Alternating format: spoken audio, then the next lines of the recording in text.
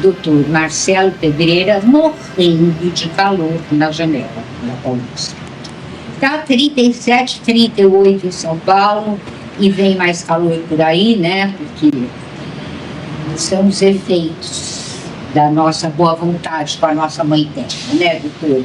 Então vamos falar sobre calor, né? Porque as crianças e os idosos são as pessoas mais afetadas pelo calor. É que você mesmo falou, os idosos e as crianças, os extremos de idade, eles são mais suscetíveis aos efeitos do calor. Quais seriam esses efeitos, na verdade? Primeiro que criança e idoso, por natureza, já bebe menos água, né? Por quê? Porque criança é assim, você precisa, eu sempre falo com as mães no consultório, ofereça água o tempo inteiro. Porque se é para a criança pedir água, é que ela tem que estar com muita sede. Duas coisas, pedir água e fazer xixi, né? Porque a criança segura até o final, porque não vai perder tempo para fazer xixi. Então nós vamos falar do xixi, que é um ponto importante também. Mas beber água, a criança está brincando, esquece de beber água mesmo, esquece.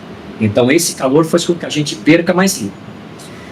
E aí você precisa tomar água para repor. Então aquela história, quanto que eu preciso, quanto que um adulto, uma criança precisa em termos de 1,5 litro, 2 litros de água por dia, é o ideal.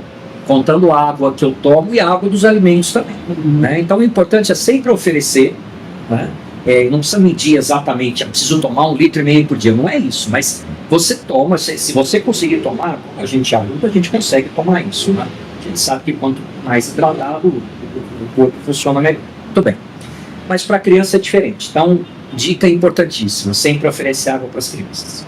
Isso é fundamental. Outra coisa, né? Roupas. E roupas eu vou colocar. Então, as mães às vezes acham que todos veem que eu acho que nessa temperatura nenhuma mãe acha que a criança vai estar com frio. Mas a tendência da mãe, ainda mais para bebês pequenos, é achar que o bebê tem frio. E o que faz? Agasalha o bebê. Então, não é incomum a gente encontrar nesse calorão chegar mães com bebês super agasalhados porque acham que o bebê pode estar com frio. O bebê tem mais frio, então agasalho, o que acontece? Às vezes o bebê aparecer com uma temperatura elevada no corpo, às vezes não é nem febre, né? É uma hipertermia. A criança desidrata, porque sua mais. A mãe oferece menos água e desidrata. Então a água a gente sabe que é fundamental, sem líquido a gente não funciona, né? E pode ser tão grave, mas nos extremos de idade, que a criança pode ter um problema de cardiovascular mesmo, né? E até morrer. A gente ouve, infelizmente, não é incomum, são tragédias que acontecem, mas crianças são esquecidas, por exemplo, dentro de um carro. Essa semana houve um caso. O que acontece? Desidrata, uma insolação. Quer dizer, a temperatura aumenta tanto e a criança não consegue recuperar essa temperatura. Uma das coisas que a gente consegue recuperar a temperatura é se hidratando, né? Quanto mais se hidrata, mais você equilibra o balanço de água do corpo e a temperatura consequentemente. Se a criança não tem água no corpo, ela não consegue trocar calor e a temperatura elevadíssima prejudica todo o funcionamento da criança e a criança morre.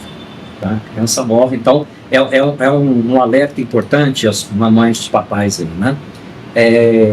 Criança com muito calor, você percebe que a criança está abatida, com a pele vermelha, com a pele quente, mais molinha, às vezes pelo mundo está com dor de cabeça, fica atento, tá?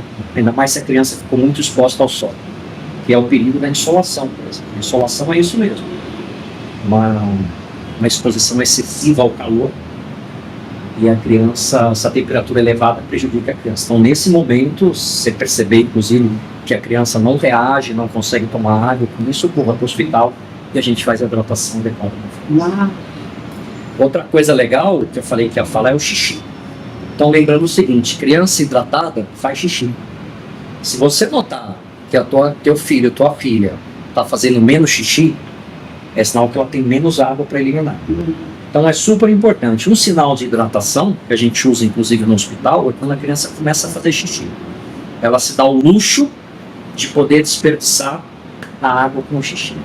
Então assim, criança que não faz xixi, não toma água, caidinha, pele vermelha, pele quente, dor de cabeça, fica atento que a criança pode estar em desidratação. E agora com essas temperaturas malucas, mais perigoso ficou, né?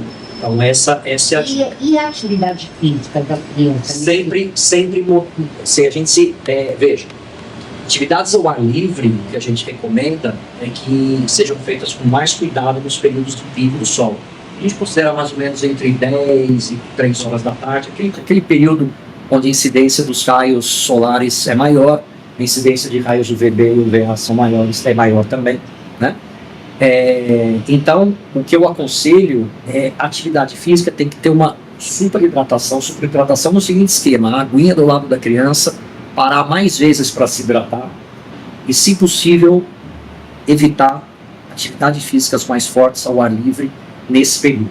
Ou faz mais de manhãzinha, ou faz mais no final da tarde. Ou em ambientes cobertos, onde você tenha um pouquinho mais de temperatura controlada. Lembrando também que ginásios muito fechados também podem dar um calor exagerado. Então esses são os cuidados que a gente tem que ter nesse período. Qualquer dúvida, conversa sempre com o seu pediatra. Muito obrigada, doutor.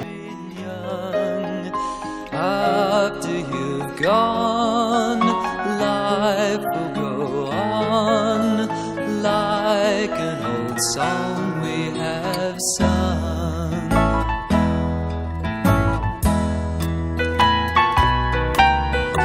When I grow too old to dream